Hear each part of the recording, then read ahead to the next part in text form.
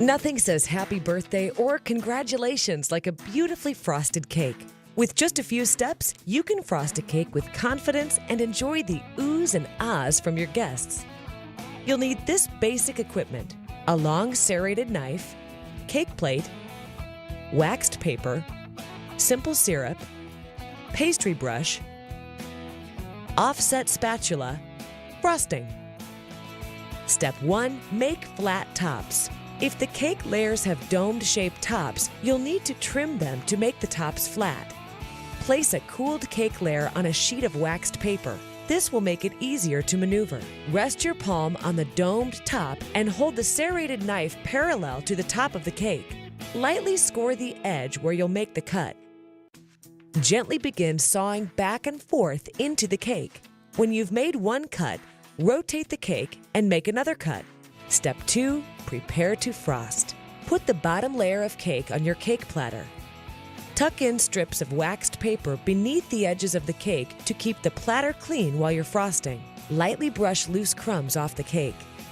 Step 3. Prepare and brush on simple syrup. Simple syrup is a baker's secret that adds flavor and moisture to your cake. To make simple syrup, add 1 cup of sugar and 1 cup of water to a medium saucepan and bring to a boil. Flavor your syrup if you like. Let the syrup cool and strain out any solids before you brush it on the cake. Step 4. Frost, layer, then frost again. Place a large dollop of frosting on the center of your first layer. Spread it evenly to the sides. It doesn't have to be perfectly even because the top cake layer will flatten it out.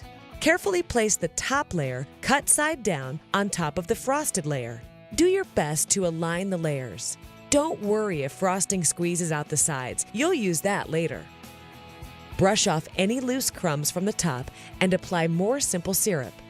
Step 5. Make the crumb coat and chill out. Spread a thin undercoat of frosting to keep the cake crumbs under control. Bakers call this a crumb coat. Put a small dollop of frosting on top of the cake and smooth it out. Remember, this is a thin undercoat, so don't worry if you can see the cake through the frosting. Next, spread a thin layer of frosting around the sides of the cake. Now you can smooth any frosting that squeezed out from between the layers earlier. Chill the cake in the fridge until the frosting is firm to the touch. If you're in a hurry, pop it in the freezer. Step 6. Add the final coat of frosting. When the first layer of frosting feels firm, it's ready for the final coat.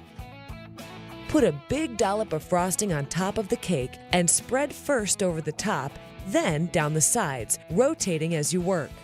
For a super smooth finish, dip your offset spatula in hot water, shake it off, then use it to smooth the frosting. The heat from the metal melts the frosting just enough to even out any dips and bumps.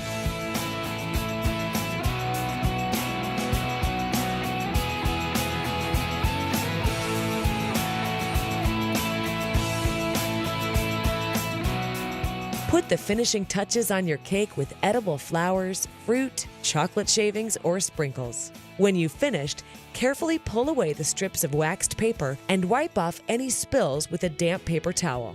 Now get the candles ready and let the celebration begin.